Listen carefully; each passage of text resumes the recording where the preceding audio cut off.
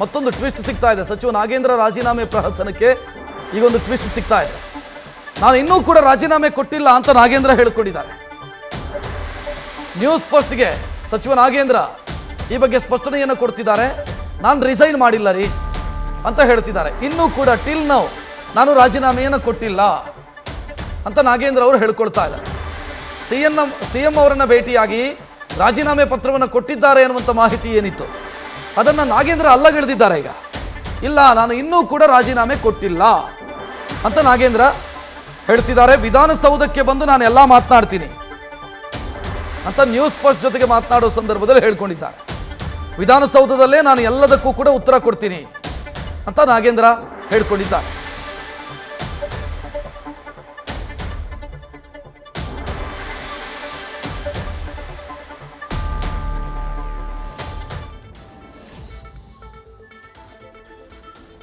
ನಾಗೇಂದ್ರ ಅವರು ರಾಜೀನಾಮೆ ಕೊಟ್ಟರು ಅನ್ನೋ ವಿಚಾರ ಏನ ಬೆಳಕಿಗೆ ಬಂತು, ಅಥವಾ ಅವರು ಸಿಎಂ ಅನ್ನ ಭೇಟಿಯಾಗಿ ರಾಜೀನಾಮೆ ಪತ್ರವನ್ನು ಸಲ್ಲಿಸಿದ್ದಾರೆ ಅನ್ನೋದು ಈಗ ಅದನ್ನು ಅವರೇ ಅಲ್ಲಗೆಳಿತಾ ಇದ್ದಾರೆ. ಇಲ್ಲ, ನಾನು ರಾಜೀನಾಮೆ ಕೊಟ್ಟಿಲ್ಲ ಅಂತ ನ್ಯೂಸ್ ಫಸ್ಟ್ ಜೊತೆಗೆ ಮಾತನಾಡುವಾಗ ಹೇಳ್ಕೊಳ್ತಾ ಇದ್ದಾರೆ. ಇಲ್ಲ, ನಾನು ರಿಸೈನ್ ಮಾಡಿಲ್ಲ, ಎಲ್ಲದಕ್ಕೂ ನಾನು ವಿಧಾನಸೌಧಕ್ಕೆ ಬಂದು ಸುದ್ದಿಗೋಷ್ಠಿ ಮಾಡಿ ಉತ್ತರವನ್ನು ಕೊಡ್ತೀನಿ ಅಂತ ಹೇಳ್ತಾ ಇದ್ದಾರೆ. ಆದ್ಮೇಲೆ ನಾನು ಹೋಗಿ ಸಬ್ಮಿಟ್ ಮಾಡ್ತೀನಿ ಅಂತ ನನಗೆ ಅಧ್ಯಕ್ಷನಾಗಿ ನನಗೆ ತಿಳಿಸ್ತಾ ಇದ್ದಾರೆ. ಹೇಳಿ ನಾಗೇಂದ್ರ. ನಾಲ್ಕೂವರೆ. ಓಕೆ, ಆಗಲಿ. Good good. ಮಾಡಿ ಮಾಡಿ ಮಾಡಿ. ಓಕೆ, ಎಲ್ಲಿಗೆ? ಅಲ್ಲಿಗೂ ಸಿಎಂ ಮನೆಗೆ ಬರ್ತೀನಿ. ಓಕೆ. ಅವರು ಕಾಂಗ್ರೆಸ್ ಇದು ವಿಧಾನಸೌಧದಲ್ಲಿ ಪ್ರೆಸ್ ಮೀಟ್ ಮಾಡ್ತಾರಂತೆ ನಿಮಗೆಲ್ಲ. 4:15ಗೆ 7:15ಗೆ ಸಿಎಂ ಮನೆಗೆ ಬರ್ತಾರೆ, ನೀವು ಬನ್ನಿ ಅಂತ ಕರೀತೀವಿ.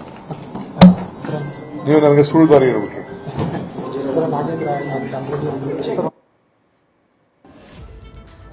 ಕೆಪಿಸಿಸಿ ಅಧ್ಯಕ್ಷ ಮತ್ತು ಉಪಮುಖ್ಯಮಂತ್ರಿ ಡಿಕೆ ಶಿವಕುಮಾರ್ ಅವರ ಪ್ರತಿಕ್ರಿಯೆಯನ್ನ ನೋಡ್ತಾ ಇದ್ದೀರಿ. ಈ ವಿಚಾರಕ್ಕೆ ಸಂಬಂಧಿಸಿದಂತೆ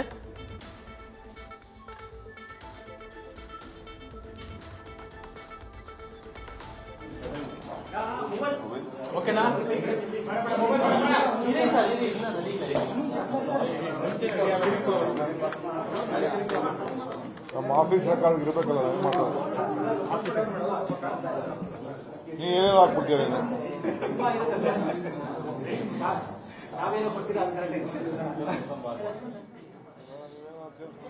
ಏನಂದ್ರು ಅವರು?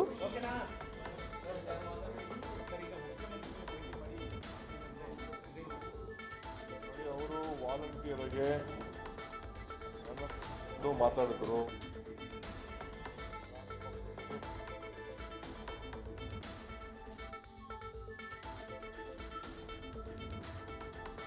ಅಧ್ಯಕ್ಷ ಡಿಕೆ ಶಿವಕುಮಾರ್ ಅವರು ಕೂಡ ಮಾತನಾಡಿದ್ದಾರೆ. ಉಪಮುಖ್ಯಮಂತ್ರಿಯು ಕೂಡ ಅವರು ಮಾತನಾಡೋ ಸಂದರ್ಭದಲ್ಲಿ ರಾಜೀನಾಮೆ ಕೊಟ್ಟಿಲ್ಲ, 4:15ಗೆ ಅವ್ರದ್ದೊಂದು ಪ್ರೆಸ್ ಮೀಟ್ ಇದೆ, ಆ ನಂತರ ಅವರು 7 ಗಂಟೆಗೆ ಸಿಎಂ ಅನ್ನ ಮತ್ತೆ ಭೇಟಿ ಆಗ್ತಾರೆ ಅಂತ ಡಿಕೆ ಶಿವಕುಮಾರ್ ಹೇಳ್ತಾ ಇದ್ದಾರೆ.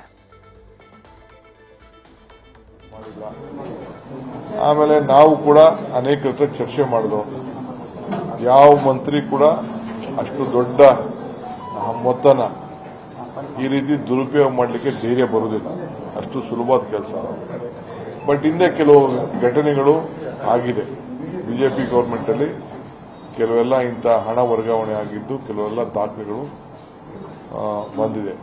ಗೊತ್ತಿಲ್ಲದೆ ಗೌಪ್ಯವಾಗಿ ಕೆಲವು ಲೋಕಾಯುಕ್ತಕ್ಕೆ ಹೋಗಿದೆ, ಕೆಲವು ಎನ್ಕ್ವೈರಿ ಆಗಿದೆ, ಕೆಲವು ಹಣ ವಾಪಸ್ಸು ಬ್ಯಾಂಕ್ ಅವ್ರು ಕಳಿಸ್ಕೊಟ್ಟಿದ್ದಾರೆ. ಅಂಥವೆಲ್ಲ ಬೇಕಾದಷ್ಟು ಘಟನೆಗಳಿದೆ. ಅದೆಲ್ಲ ಮುಂದಕ್ಕೆ ನಾವು ಬರ್ತೇವೆ. ಇವನ್ ಬೇರೆ ನಮ್ಮ ಬುಲೆಟಿ ಶೇಖರ್ ಅವ್ರು ಬೇರೆ ಏನೋ ಹೇಳಿದ್ದಾರೆ, ಅದು ಎಲ್ಲ ಚೆಕ್ ಮಾಡಿಸ್ತೀವಿ. ನನಗೆ ಅದು ಸತ್ಯಾಂಶ ಏನು ಗೊತ್ತಿಲ್ಲ. ಅವೆಲ್ಲ ಅಂಥ ಕೇಸ್ಗಳೆಲ್ಲ ನಾವೆಲ್ಲ ಚೆಕ್ ಮಾಡಿ ಮುಂದಕ್ಕೆ ನಾನು ಎಲ್ಲ ಚೇರ್ಮನ್ಗಳಿಗೂ ಕರೆದೊಂದು ಮೀಟಿಂಗ್ ಮಾಡೋಣ ಅಂತ ಇದ್ದೀವಿ. ನಾನು ಅವ್ರಿಗೆಲ್ಲ ಸ್ವಲ್ಪ ಪಾಠ ಹೇಳಬೇಕಾಗಿದೆ. ಈ ರೀತಿ ಎಲ್ಲ ಬಹಳ ಹುಷಾರಾಗಿರಬೇಕು ಅಂತೇಳಿ. ಸುಮ್ಮನೆ ಬಡ್ಡಿ ಆಸೆಗೆ ಕೆಲವು ಬ್ಯಾಂಕ್ಗಳಿಗೆಲ್ಲ ಲೋಕಲ್ ಹಾಕ್ಬಿಟ್ಟು ತೊಂದರೆ ಆಗ್ತಾ ಇದೆ. ಅದಕ್ಕೆ ಮುಖ್ಯಮಂತ್ರಿಗಳು ಕೂಡ ಫೈನಾನ್ಸ್ ಅವ್ರಿಗೆಲ್ಲ ಏನು ಇನ್ಸ್ಟ್ರಕ್ಷನ್ ಕೊಡಬೇಕಲ್ಲ ಕೊಟ್ಟಿದ್ದಾರೆ. ಸೊ ಜಾಗೃತರಾಗಿ ಎಲ್ಲ ಚೇರ್ಮನ್ಗಳೆಲ್ಲ ಇರಬೇಕಾಗ್ತದೆ. ಇದೆಲ್ಲ ಹ್ಯಾಬಿಚುವಲ್ ಅಫೆಂಡರ್ಸ್ ಅಂತ ಕಾಣ್ತದೆ. ಇವೆಲ್ಲ ಇಂಥ ಕೆಲಸ ಮಾಡ್ತಾ ಇರೋದು. ಸಚಿವರುಗಳ ಗಮನಕ್ಕೆ ಬರದಲ್ಲಿ ಅಧಿಕಾರಿ ವರ್ಗದಲ್ಲಿ ಈ ರೀತಿ ಆಗ್ತಾ ಇದೆಯಾ ಅಂತ ಆ ಥರ ಮಾಡಕ್ ಆಗಲ್ಲ. ಆ ಥರ ಮಾಡಲೂಬಾರ್ದು. ಆಮೇಲೆ ಬೋರ್ಡ್ ರೆಸಲ್ಯೂಷನ್ ಹಿಂದೆ ಯಾವ ಹಣ ಕೂಡ ಈ ಥರ ಒಂದು ಬ್ಯಾಂಕಿಂದ ಇನ್ನೊಂದು ಬ್ಯಾಂಕ್ಗೆ ಆಗಲ್ಲ. ಹೇಳಿ ನಾಗೇಂದ್ರ. ಹಾಕುವರೆ. Okay okay, good good. ಮಾಡಿ ಓಕೆ. ಎಲ್ಲಿಗೆ? ಅಲ್ಲಿಗೂ CM ಮನೆಗೆ ಬರ್ತೀನಿ ರೀ. ಓಕೆ.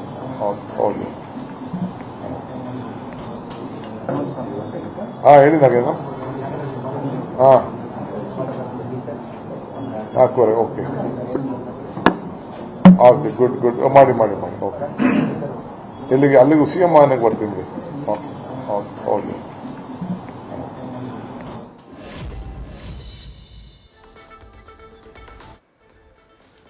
ಸುದ್ದಿಗೋಷ್ಠಿಯಲ್ಲಿ ಮಾತನಾಡ್ತಾ ಇದ್ದಂಥ ಸಂದರ್ಭದಲ್ಲಿ DK ಶಿವಕುಮಾರ್ ಅವರಿಗೆ ಒಂದು ಫೋನ್ ಬರುತ್ತೆ. ಅದು ನಾಗೇಂದ್ರ ಅವರದು. ಹೇಳಿ ನಾಗೇಂದ್ರ ಅಂತ ಮಾತನಾಡಿಸಿದ್ದನ್ನ ಕೂಡ ನೀವು ನೋಡಿದ್ರಿ. ಆ ಸಂದರ್ಭದಲ್ಲಿ 4:15 ಪ್ರೆಸ್ ಮೀಟ್ನ ವಿಚಾರವೂ ಕೂಡ ಅಲ್ಲಿ ಉಲ್ಲೇಖ ಆಗುತ್ತೆ ಮತ್ತು CM ಮನೆಗೆ ನಾನು ಬರ್ತೀನಿ ಅಂತ ಹೇಳ್ತಾರೆ. ಅಂದರೆ ರಾಜೀನಾಮೆ ಸಲ್ಲಿಸೋ ವಿಚಾರ ಅಂತ ಆದರೆ CMಗೆ ಅವರು ರಾಜೀನಾಮೆಯನ್ನು ಕೊಡಬೇಕಾಗತ್ತೆ. ಮಂತ್ರಿಯಾಗಿ ರಾಜೀನಾಮೆಯನ್ನು ಕೊಡೋ ಸಂದರ್ಭದಲ್ಲಿ CMಗೆ ರಾಜೀನಾಮೆಯನ್ನು ಸಲ್ಲಿಸಬೇಕಾಗತ್ತೆ. ಸೊ CM ಅನ್ನ ಭೇಟಿಯಾಗೋ ಸಂದರ್ಭದಲ್ಲಿ ನಾನು ಬರ್ತೀನಿ ಅಂತ DK ಶಿವಕುಮಾರ್ ಹೇಳಿದ, ಅಲ್ಲಿ ಇರ್ತೀನಿ ನಾನು ಅಂತ ಹೇಳೋದನ್ನ ಕೂಡ ನೀವು ಗಮನಿಸ್ತಾ ಇದ್ದೀರಿ. ಫೋನಲ್ಲಿ ಮಾತನಾಡ್ತಾ ಇರೋದು ಸಚಿವ ನಾಗೇಂದ್ರ ಅವರ ಜೊತೆಗೆ. ಅವರು 4:15 ಸುದ್ದಿಗೋಷ್ಠಿ ಮಾಡುವಂಥ ವಿಚಾರವನ್ನ ಕೂಡ ಇಲ್ಲೇ DK ಶಿವಕುಮಾರ್ ಅವರಿಗೆ ತಿಳಿಸಿರೋದನ್ನ ಕೂಡ ನೀವು ನೋಡ್ತಾ ಇದ್ದೀರಿ. ಇನ್ನು DK ಶಿವಕುಮಾರ್ ಅವರ ಪ್ರಕಾರ ಈ ಹಗರಣ ಏನಿದೆ ಅದು ಹೆಬಿಚುವಲ್ ಅಫೆಂಡರ್ಸ್ ಮಾಡಿದ್ದು ಅಂತ ಹೇಳ್ತಾರೆ ಅವರು. ಹೆಬಿಚುವಲ್ ಅಫೆಂಡರ್ಸ್ ಅಂತಂದ್ರೆ ಪದೇ ಪದೇ ಈ ರೀತಿಯ ತಪ್ಪುಗಳನ್ನು ಮಾಡಿದವರು. ಸೊ ಈ ರೀತಿ ಅನೇಕ ಸಂದರ್ಭದಲ್ಲಿ ಆಗಿದೆ ಅನ್ನೋದು ಅವರ ವಾದ. ಅಂದರೆ BJP ಸರ್ಕಾರದ ಸಂದರ್ಭದಲ್ಲೂ ಕೂಡ ಈ ನಿಗಮಗಳಲ್ಲಿ ಈ ರೀತಿಯ ವಹಿವಾಟುಗಳಾಗಿದೆ ಅನ್ನೋ ಅರ್ಥದಲ್ಲಿ DK ಶಿವಕುಮಾರ್ ಅವರು ಮಾತನಾಡ್ತಾ ಇದ್ದಾರೆ. ಹೆಬಿಚುವಲ್ ಅಫೆಂಡರ್ಸ್ ಮಾಡಿದ್ದಾರೆ, ಇದನ್ನು ಅವರು ಹೆಬಿಚುವಲ್ ಅಫೆಂಡರ್ಸ್ ಅಂತ ಅನಿಸ್ತಾ ಇದೆ ಅಂತ ಹೇಳ್ತಿದ್ದಾರೆ. ಮತ್ತು ಇವತ್ತು ಗೂಳಿಹಟ್ಟಿ ಶೇಖರ್ ಮಾತನಾಡೋ ಸಂದರ್ಭದಲ್ಲಿ ಅವರು ಬೋವಿ ನಿಗಮದ ಪ್ರಸ್ತಾಪ ಮಾಡಿದರು. ಬೋವಿ ನಿಗಮದಲ್ಲಿ 100 ಕೋಟಿ ಅಕ್ರಮ ಆಗಿದೆ, ಆಗ ಕೋಟಾ ಶ್ರೀನಿವಾಸ್ ಪೂಜಾರಿ ಮಂತ್ರಿ ಆಗಿದ್ರು ಅನ್ನೋದನ್ನ ಗೂಳಿಹಟ್ಟಿ ಶೇಖರ್ ಪ್ರಸ್ತಾಪ ಮಾಡಿದ್ರು, ಮಾಜಿ ಸಚಿವರು. ಸೊ ಅದನ್ನ ಕೂಡ DK ಶಿವಕುಮಾರ್ ಮಾತನಾಡಿದ್ದನ್ನು ನೋಡಿದ್ರಿ. ಅಲ್ಲಿಗೆ ಈ ತನಿಖೆ ಏನಿದೆ ಇನ್ನು ಇದರ ವ್ಯಾಪ್ತಿ ದೊಡ್ಡದಾಗುವಂತ ಸಾಧ್ಯತೆಗಳು ಕಾಣ್ತಾ ಇದ್ದಾವೆ.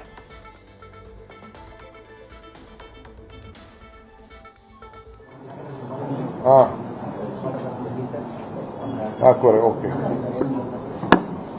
Okay, good good. ಮಾಡಿ ಓಕೆ. ಎಲ್ಲಿಗೆ? ಅಲ್ಲಿಗೂ CM ಮನೆಗೆ ಬರ್ತೀನಿ ರೀ. ಓಕೆ.